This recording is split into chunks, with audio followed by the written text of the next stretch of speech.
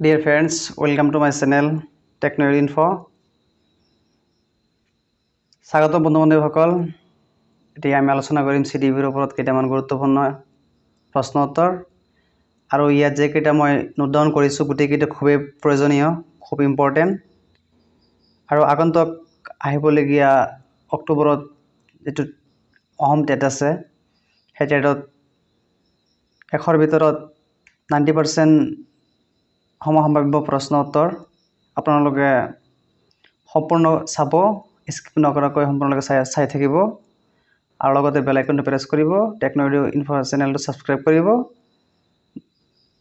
এতিয়া আৰম্ভ কৰিছো কোৱেশ্চন নম্বৰ 1। কোৱেশ্চন নম্বৰ 1, শিক্ষণৰ অন্তৰ্দৰ্শন পদ্ধতিৰ উদ্ভাৱক কোন আছিল? যদি 4টা অপচন থাকে তাৰ ভিতৰত যদি এটা থাকে, এই তিনিটাৰ ভিতৰৰ পৰা যদি এটা থাকে তেনেহলে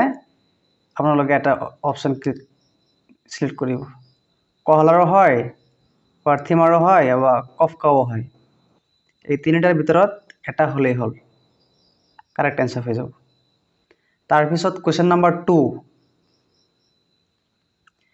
ডেল্টন আঁচনিৰ আৱিষ্কাৰক কোন আছিল? দেখি উত্তৰটো হল হেলেন পাৰখাষ্ট। কোৱেশ্চন নম্বৰ 3, বুদ্ধিৰ উপাদান বিশ্লেষণ পোন প্ৰথমে কোনে কৰিছিল? স্পিয়াৰম্যানে কৰিছিল।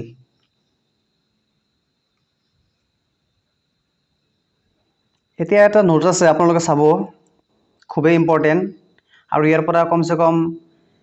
2-3টা মান প্ৰশ্ন আহিবলগীয়া আছে। ইয়াত সমসম্ভাব্য আছে। ৰোগ আৰু অসুবিধা আপোনালোকে ভালদৰে চাব। ডিসলেক্সিয়া এটো হল পঠন অসমৰ্থতা, যেটো আমাৰ ৰিডিং, যেটো আমাৰ লিখিত যেটো অসুবিধা বা যেটো ফলত যেটো আমি লিখিব অসুবিধা পাও হেতু কি বুলি কোৱা হয়? ডিসলেক্সিয়া। এটো তাৰ মানে পঠন অসমৰ্থতা বুলি কোৱা হয়। বা ইয়াৰ ফলত আমাৰ ডিসলেক্সিয়াৰ ফলত আমাৰ কি হয়? ৰাইটিং যেটো আছে সিস্টেম হেতু আমাৰ কি হয়? আঘাত জন্মে বা ব্যাঘাত জন্মে। ডিসগ্ৰাফিয়া আপোনালোকে ইয়াত মনত ৰাখিব, লেক্সিয়া যেটো আছে লেক্সিয়া, ইয়াত মনত ৰাখিব লেক্সিয়া মানে পঠন, ডিসলেক্সিয়া মানে পঠন মনত ৰাখিব। ডিসগ্ৰাফিয়া যেটো গ্ৰাফ আছে, যেটো গ্ৰাফ লিখন আমি কত লিখো? গ্ৰাফত লিখো বা গ্ৰাফত যিবিলাক অংক সংকৰ বিলাক কৰো যে ডিসগ্ৰাফিয়া, গ্ৰাফত লিখন এটো এনেকৈ তাৰ মানে সিস্টেমটো মই বনাই দিছো, এনেকৈ মনত ৰাখিব আপোনালোকে। ডিসগ্ৰাফিয়া লিখন যেটো আমাৰ রাইটিং যেটো ডিসঅর্ডার আছে, যার ফলত আমি রাইটিং লিখন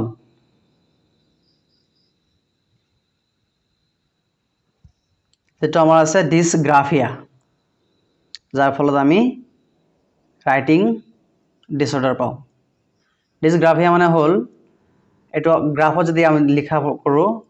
লেখা মেলা কৰো তেতিয়া আমি কি কৰো? গ্ৰাফত লিখো, অঙ্কৰ যিবিলাক আছে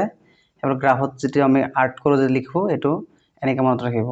এটো হল ডিসগ্ৰাফিয়া লিখন, এটো আমাৰ ৰাইটিং ডিসঅৰ্ডাৰ আৰু ইয়াৰ ফলত আমি লিখাত কি হয়? ব্যাঘাত জন্মে। ডিসগ্ৰাফিয়াৰ ফলত আমাৰ লিখন কাৰ্যত ব্যাঘাত জন্মে, এটো ইংৰাজীত কোৱা হয় ৰাইটিং ডিসঅৰ্ডাৰ। আৰু ডিসক্যালকুলিয়া, ইয়াত মনত ৰাখিব ক্যালকুলিয়া মানে আপোনাৰ কি? যিবিলাক কৰো আমি হিসাব কৰো, যেটো ক্যালকুলেটৰ যেটো আছে তেনেকুৱা ধৰণৰ। আৰু ডিসক্যালকুলিয়া যেটো আমাৰ লজিক্যাল যেটো হয়, যেটো লজিক্যাল আমাৰ হয়, যৌক্তিক যেটো হয় হেতুৰ এটা অসুবিধা পাও, বা গাণিতিক যেটো আমি গণনা বা অঙ্ক কৰোতে আমি কিবা প্ৰবলেম পাও, হেতু হল ডিসক্যালকুলিয়া, যাৰ ফলত আমাৰ যৌক্তিক বা গাণিতিক অসুবিধাসমূহ বা ডিসঅৰ্ডাৰসমূহ আমি পাই আছো বা পাও। তাৰ পিছত নম্বৰ 4, ডিসথেমিয়া যেটো আমাৰ ডিপ্ৰেশন, হতাগ্ৰস্ততা, মনৰ ভিতৰত যেটো আমাৰ ডিপ্ৰেশন হয় যাৰ ফলত আমি হতাগ্ৰস্ত হও, হেতু কি বুলি কোৱা হয়? ডিসথেমিয়া যেটো আমাৰ হেতুৰ ফলত আমাৰ কি হয়? হতাগ্ৰস্ততা পাও আমি। তাৰ পিছত ডিসফেসিয়া যেটো আমাৰ ডিসফেসিয়া, যেটো ভাষা শিক্ষাৰ ল্যাঙ্গুয়েজ ডিসঅৰ্ডাৰ, যেটো আমাৰ ভাষা শিক্ষাৰ ফলত যেটো আমাৰ অসুবিধা হয় আমাৰ লেংগুৱেজ যেটো আমাৰ লেংগুৱেজ শিকোতে আমাৰ যেটো প্ৰবলেম পাওঁ আমি যেটো সমস্যা পাওঁ যেটো আঘাত পাওঁ বেঘাত পাওঁ হেতুৰ ফলত আমাৰ কি হয় ডিসফেচিয়াৰ ফলত আমাৰ কি হয় লেংগুৱেজ ডিসঅৰ্ডাৰ সমূহ আমি পাই আছো তাৰ পিছত 6 এটিজম মানে হল স্নায়ুতন্ত্ৰত খুবেই প্ৰভাৱ পেলায় এটো হল এটিজম এটো বেমাৰ মানসিক বা দৈহিক দিহত এটো কি কৰে অসমৰ্থতা কৰে শাৰীৰিক মানসিক দৈহিক দিহত অসমৰ্থতা যেটো আমাৰ ডিসঅৰ্ডাৰ হেতু প্ৰবলেম কৰি দিয়ে স্নায়ুতন্ত্ৰ যেটো আমাৰ শৰীৰৰ যেটো স্নায়ুতন্ত্ৰ আছে এটো খুবেই প্ৰভাৱ পেলায় বহুত একেবাৰে এটেক কৰি দিয়ে আৰু শাৰীৰিকভাৱে মানসিকভাৱে দৈহিকভাৱে এটো কি কৰে ডিসঅৰ্ডাৰত ফেলাই দিয়ে অসমৰ্থতা কৰি পেলাই তাৰ পিছত এফাচিয়া যেটো আমাৰ আছে কমিউনিকেটেড বা ইন্টাৰেক্ট এনেকুৱা প্ৰবলেমত এটো আমাৰ এই 5 যেটো আছে এটো সেম ভাষিকনৰ যেটো আমাৰ কমিউনিকেট যেটো আছে এটা যেটো আমাৰ যাতায়াত বা যোগাযোগ যেটো আছে যাতায়াত নহয় যোগাযোগ যেটো আছে এই যোগাযোগৰ ফলত যেটো আমি কথা বতৰা কও বা যিকোনো আলোচনা মাধ্যমত কি হয় আমাৰ প্ৰবলেম পাও কথা বতৰা কোৱাত আমি তাৰ মানে কিবা অসুবিধা পাও হেতু বুলি কৈছে আৰু ইন্টাৰেক্ট এনেকুৱাটো কি বুলি কোৱা হয় এফাচিয়াটো যেটো আমাৰ ডিসঅৰ্ডাৰ এটো ডিসফেচিয়া আৰু এফাচিয়াটো প্ৰায় সেমেই এনেকুৱা প্ৰবলেম পাই আছো আমি এফাচিয়াৰ ফলত কমিউনিকেটেড আৰু ইন্টাৰেক্টেড এনেকুৱা প্ৰবলেম পাই আছো তাৰ পিছত কোৱেশ্চন নম্বৰ 4 বুনিয়াদী শিক্ষাৰ প্ৰৱৰ্তক কোন আছিল প্ৰশ্ন এটা যে বুনিয়াদী শিক্ষাৰ প্ৰৱৰ্তক কোন আছিল বা কোনে বুনিয়াদী শিক্ষাৰ আৰম্ভ কৰিছিল প্ৰথম মহাত্মা গান্ধী আৰম্ভ কৰিছিল মোহনদাস কৰমচান্দ গান্ধী জাতিৰ পিতা মহাত্মা গান্ধীয়ে এটো আৰম্ভ কৰিছিল কোৱেশ্চন নম্বৰ 5 আইভান পেভলভে অনুবন্ধনৰ কোনটো তথ্য আগবঢ়াইছিল এটো আইভান পেভলভ যেটো আছিল আইভান পেভলভ মনোবিজ্ঞানীয়ে কি কৰিছিল কোনটো তথ্যৰ আগবঢ়াইছিল অনুবন্ধনৰ কোনটো তথ্য আগবঢ়াইছিল পৰম্পৰাগত বা মৌলিক তথ্য যেটো আছিল হেতু আগবঢ়াইছিল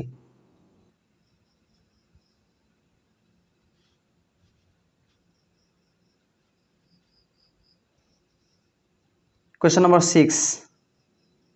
বিদ্যাংশ নিৰ্ণয় পদ্ধতিটো হল এনসার আইকিউ টো চাব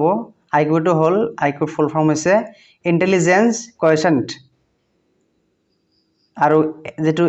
মানসিক বয়স যেটো আছে আইকিউ ইকুয়াল টু মানসিক বয়স যেটো আমাৰ মেন্টাল এজ বুলি কয় এটো সব আপোনালোকে এম এ এনেকৈ দিয়া থাকিব মেন্টাল এজ আৰু অবলিক নহয় ভাই কালক্ৰমিক এজ বা যেটো আমাৰ কৰ্নিকেল এজ অৰ এক্সুৱেল এজ বুলি কওঁ আমি যেটো আমাৰ কৰ্নিকেল এজ বা এক্সুৱেল যেটো এজ আছে হেতু আমি বুলি কওঁ সিএ ইনটু 100 আপোনালোকে চাব এটো খুব ইম্পৰ্টেন্ট তাৰ পিছত 1905 চনত আলফ্ৰেড বিন নামৰ শিশু বিজ্ঞানীয়ে আগবঢ়াইছিল বিদ্যাংশ নিৰ্ণয় পদ্ধতিটো এটো প্ৰশ্ন আহিব পাৰে যে বিদ্যাংশ নিৰ্ণয়ৰ পদ্ধতি কোন আগবঢ়াইছিল এটো 1905 চনত আলফ্ৰেড বিন নামৰ এজন শিশু বিজ্ঞানী আছিল এও আগবঢ়াইছিল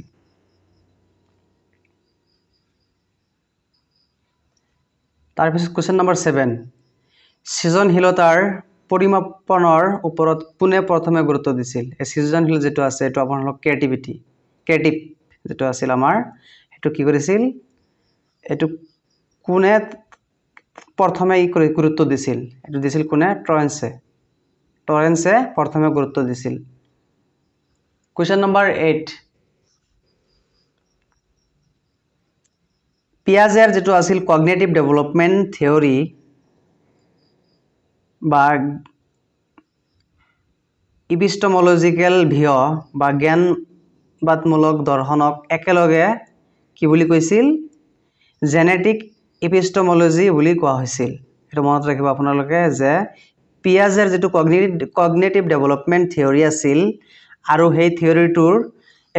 এপিষ্টমোলজি ভিউ বা জ্ঞানবাদমূলক দৰ্শনক একেলগে কি বুলি জনা গৈছিল এটো এটা প্ৰশ্ন হয়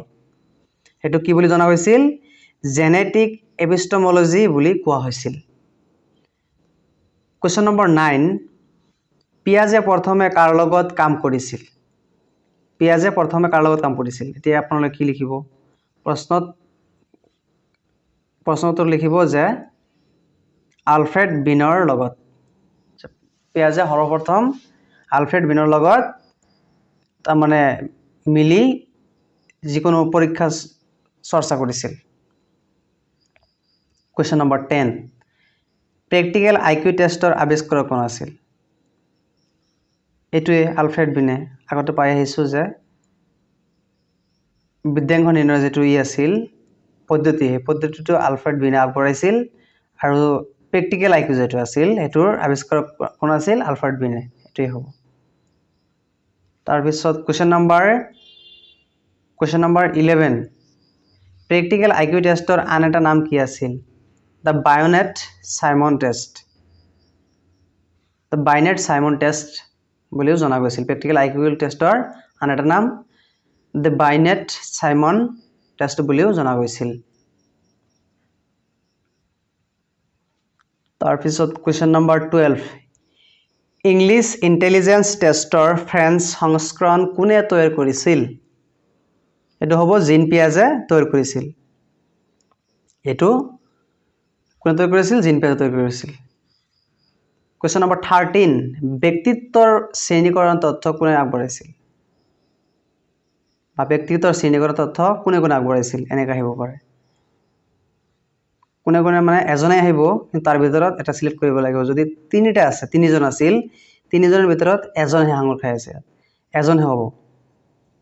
এনেকা পৰীক্ষাতে এজনৰ নাম আহিব প্ৰশ্নৰ কাকতত এজনৰ নাম অপচনত থাকিব দুটা নাথাকে একলগত এটো হল কাৰ্লউইং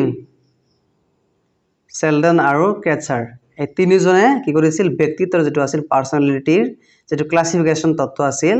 হেতু এই তিনিজন ব্যক্তিয়ে আগবঢ়াইছিল তাৰ ভিতৰত কিন্তু পৰীক্ষাত এজনৰ নাম আহিব তিনিজনৰ ভিতৰত এজনৰ নামটো আপোনালোকে দিব তাৰ পিছত কোৱেশ্চন নম্বৰ 14 হল হেমলেট এণ্ড ইডিপাছ নামৰ গ্ৰন্থখন কাৰ আছিল অডিঅ'পাছ নামৰ গ্ৰন্থখন কাৰ আছিল British psychologist and neurologist Ernest Johnson আছিল এনেকৈ প্ৰশ্ন আহিব পাৰে যে হেমলেট যেটো আছিল হেমলেট অডিঅ'পাছ নামৰ গ্ৰন্থখন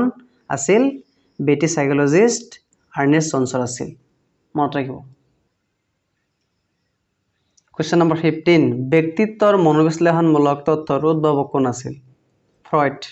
এটা মনত ৰাখিব যে ব্যক্তিত্বৰ যেটো পাৰ্সোনালিটি আছিল এৰ মনোবিশ্লেষণ যেটো আছিল মনোবিশ্লেষণমূলক তথ্যৰ উদ্ভাৱক আছিল ফ্ৰয়ড এটা মনত ৰাখিব এটা কেইটামান তত্ত্ব আছে মেথড এই মেথড কেইটা কোনে লিখিছে বা কোনে তৈয়াৰ কৰিছিল কোনে উদ্ভাৱন কৰিছিল এই গোটেই কেইটা মই ইয়াত আলোচনা কৰি আছো আপোনালোকে ধুনীয়াকৈ নোট ডাউন কৰি বা স্ক্ৰিনশ্বট কৰি ৰাখি থৈ দিব এতিয়া এক নম্বৰ হল ডেল্টন মেথড যেটো আছে এটো কাৰ আছিল বা কোনে তৈয়াৰ কৰিছিল বা কোনে উদ্ভাৱন কৰিছিল হেলেন হাৰ্ষ্টে কি কৰিছিল এটো উদ্ভাৱন কৰিছিল তাৰ পিছত ব্ৰেইন ষ্ট্ৰমিং মেথড কাৰ আছিল ব্ৰেইন যেটো আছিল ব্ৰেইন ষ্ট্ৰমিং মেথড কাৰ আছিল এফ অসবৰ্ণৰ আছিল মনত ৰাখিব তাৰ পিছত নম্বৰ 3 সাইন্টিফিক মেথড কাৰ আছিল ফ্ৰান্সিছ বেকনৰ আছিল তো মনত ৰাখিব যে সাইন্টিফিক মেথড কাৰ আছিল ফ্ৰান্সিছ বেকনৰ আছিল তাৰ পিছত হল ৰোল প্লে অন ড্ৰামাটিজাইজেশন মেথড কাৰ আছিল জেকব মৰিনোৰ আছিল তো মনত ৰাখিব যে ৰোল প্লে অন ড্ৰামাটিজাইজেশন মেথড আছিল